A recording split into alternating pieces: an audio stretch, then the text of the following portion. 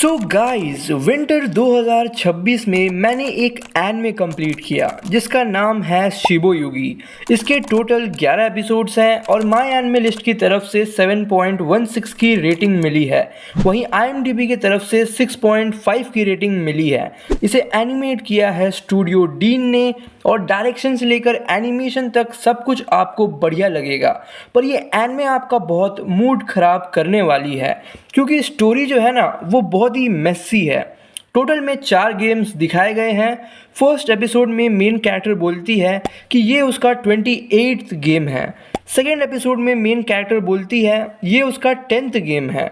Fifth episode में main character game number 30 में होती है और 8th एपिसोड में मेन कैरेक्टर अपने 6th या फिर 7th गेम में होती है। मतलब ऑर्डर के तो लगे पड़े हैं। उसी के साथ कैरेक्टर्स तो बहुत सारे हैं, लेकिन फर्स्ट एपिसोड के बाद किसी भी साइड कैरेक्टर्स के लिए आप घंटा कुछ फील नहीं करने वाले। ऊपर से ये स्लो बर्न एनिमे है, तो क्योंकि ऑर्डर के लगे पड़े हैं आपको स्टेक्स फील ही नहीं होते, क्योंकि आपको तो पता ही है फर्स्ट एपिसोड में वो 28th गेम में थी। तो जब आप सेकेंड एपिसोड देखोगे कि वो 10th गेम में है तो आपको मेन कैरेक्टर के लिए डर ही नहीं लगेगा। और बात करें गेम्स की, वो बहुत ही अनइंटरेस्टिंग है, एकदम स्क्विड गेम लेवल के हैं।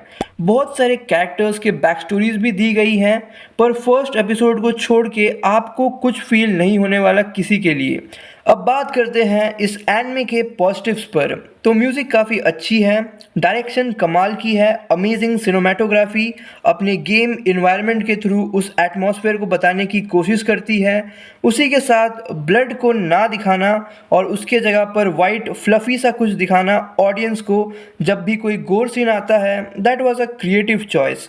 और एपिसोड 11 के एंड में ट्विस्ट जो था, आई वॉज रियली शॉक्ड कि वो कैसे बच गई। तो चलिए अब सिंपल से प्लॉट को मैं बता देता हूँ। कहानी यूकी नाम की एक लड़की पर फोकस करती है जो डेथ गेम्स खेलकर पैसे कमाती है। और ऐसा वो क्यों करती है, अपनी जान को वो क्यों जोखिम में डालती है और उसका क्या मकसद है, जानने के लिए देखिए शिबोयुगी, जो कि एक आर्ट प्रोजेक्ट है और स्टोरी डीप दिखाने के चक्कर में खुद डिप कर जाती है। पर जाने से पहले 2 और रिकमेंडेशन, विच हैट एटलियर और निप्पॉन सांगोकू।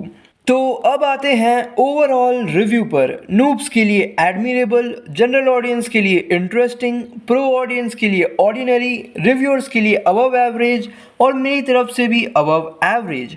तो अब आते हैं सरप्राइज पैकेट पर और आज मैं फिर से बात करूंगा तोरिको रेगल मेमथ आर्क की from episode 7 to 9। So let's start with episode 7। इसके स्टार्टिंग में किस, जो कि एक एम्परर क्रो है, वो कोको को लेने आती है और उसी के बाद टीना को सस्पेंड कर दिया जाता है। फिर आईजीओ में डिस्कशन होता है अबाउट द डैमेज रिपोर्ट और हमें बायोटोप्स के बारे में भी बताया जाता है। इसके बाद कोमात्सु और तोरिको बायोटोप 1 जाते हैं रेगल मेमथ को पकड़ने के लिए। वहाँ पर वो चीफ मैनसम से मिलते हैं जो कोमात्सु को एक मसल क्रैब से बचाते हैं। इसके बाद चीफ मैनसम उन्हें गोरमेट कॉप्स के बारे में बताते हैं जिनका नेक्स्ट टारगेट रेगल मेमथ सी है और वो उन्हें गोरमेट कोलोसियम ले जाते हैं एक बैटल रॉयल दिखाने के लिए ऑफ डिफरेंट क्रिएचर्स, जिसमें बैटल वुल्फ भी था। पर रिन, जो कि आईजीओ रिसर्च चीफ होती है, उससे एक गलती हो जाती है और कोलोसियम में बैटल फ्रेग्रेंस भर जाता है, जिससे वाइल्ड बीस्ट रेज मोड में आ जाते हैं और बैटल वुल्फ पर अटैक मार देते हैं। तो तोरिको कुछ नोटिस करता है और वो बैटल फील्ड में खुद उतर जाता है। एपिसोड 8 में तोरिको उन वाइल्ड बीस्ट को हरा देता है और कोमात्सु टीना से मिलता है जो वहाँ वीडियो रिकॉर्ड कर रही थी। इसके बाद तोरिको 5 फोल्ड स्पाइक्ड पंच का यूज़ करके ग्लास को तोड़ देता है और कोलोसियम में इस वजह से भगदड़ मच जाती है और तोरिको खुशी से बोलता है we should welcome the arrival of a new battle wolf. और ये एक बहुत ही बढ़िया मोमेंट होता है। चीफ मैनसम गेराल्ड को एक फ्राइंग पैन पंच मार के हरा देते हैं, पर तभी डीमन डेविल स्नेक आ जाता है कैप्चर लेवल 25 का और तोरिको उससे फाइट करने में बिजी हो जाता है। वहीं मैनसम दोहेम president of the republic of रोटो को नोटिस करता है, जो कि असल में एक फेक था क्योंकि असलियत में वो एक जीटी रोबो था और उसी के साथ उसकी फ़ाइट शुरू हो जाती है। बैटल वुल्फ भी हेल्प करता है तोरिको की अगेंस्ट डीमन डेविल स्नेक, पर जीटी रोबो बैटल वुल्फ को अपने बीम से ही मार देता है और ये देख तोरिको को बहुत ज़्यादा ही गुस्सा आता है। एपिसोड 9 में रिन एंडोर्फिन स्मोक यूज़ करती है ताकि टेरी अपनी मदर के साथ आखिरी पल बिता सके और तोरिको की फाइट शुरू हो जाती है जीटी रोबो के साथ और वो उसे लगभग हरा ही देता है। तो जीटी रोबो का जो कोर एंटीना था वो भागने की कोशिश करता है, पर मैनसम रिकी जो कि उसका पेट था और एक पैंथर भी था उसे बोलता है उस एंटीना को ख़त्म करने के लिए और वो ख़त्म कर भी देता है। इसके बाद हमें बेई और जोजो देखने को मिलते हैं फ्रॉम गोरमेट कॉप्स और एपिसोड एंड होता है मैनसम के फुल कोर्स मेन्यू के साथ। तोरिको रीगल मेमथ के बारे में पूछता है तो रिन बताती है कि उसके भाई सनी ने एक रीगल मेमथ को पकड़ लिया है और वो अभी यहीं आ रहा है और इसी के साथ ये एपिसोड एंड हो जाती है। तो अब हम बात करेंगे फ्री रेन के थर्ड एपिसोड की। 27 years after the death of Himmel, Frieren और फर्न ट्रेड सिटी ऑफ वाम में हमें देखने को मिलते हैं जो शॉपिंग वगैरह की बातें करते हैं, पर फर्न को पूरा भरोसा नहीं था क्योंकि फ्री रेन अननेसेसरी चीज़ें खरीदती है, इसलिए वो उसका पीछा करती है और वो देखती है फ्री रेन को एक एसेसरी लेते हुए और फिर स्वीट्स के बारे में डिस्कस करते हुए।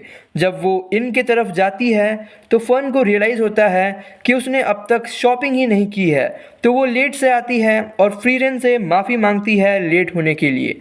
फ्री रेन कुछ मीठा खाने का सुझाव देती है और वो मस्त व्यू के सामने बैठे हुए नज़र आते हैं और फर्न मेरुकर पुडिंग ऑर्डर करती है फ्री रेन के लिए। उसी के साथ हीरो पार्टी की एक फ्लैशबैक भी हमें देखने को मिलती है और फ्री रेन ने जो एसेसरी खरीदी थी वो फर्न को दे देती है क्योंकि उसका बर्थडे था और उस बॉक्स में था एक ब्यूटीफुल हेयर क्लिप। तो फर्न उन्हें थैंक यू बोलती है ये देखते हुए कि वो कोशिश कर रही है फर्न को समझने की।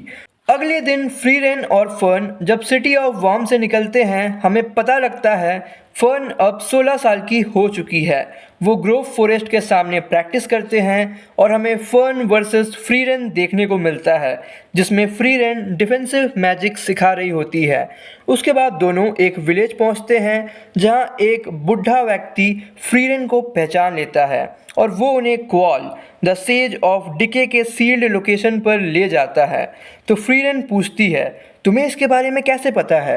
तो वो बूढ़ा व्यक्ति बोलता है लगभग 30 साल पहले तक सर हिम्मेल लगभग हर साल यहाँ आते थे चेक करने के लिए और उन्होंने ही बताया था कि फ्री रेन इतनी निर्दयी नहीं है कि गांव को ही छोड़ दे, वो तब आएगी जब सील कमज़ोर होने लगेगा। और इसके बाद अगले ही दिन हमें Qual versus Frieren and Fern देखने को मिलता है, पर उससे पहले फ्री रेन क्वाल के ज़ोल्ट्रैक मैजिक के बारे में बता देती है फर्न को।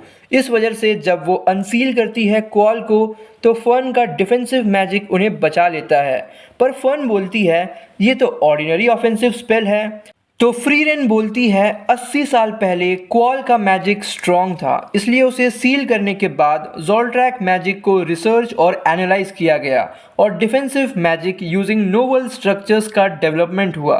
इसके बाद बहुत ही मस्त फाइट सीक्वेंस हमें देखने को मिलती है और फ्री रेन उसी के ज़ोल्ट्रैक अटैक से उसे हरा देती है। इसके बाद जब वो विलेज लौटते हैं तो वहाँ के लोग बहुत खुश होते हैं।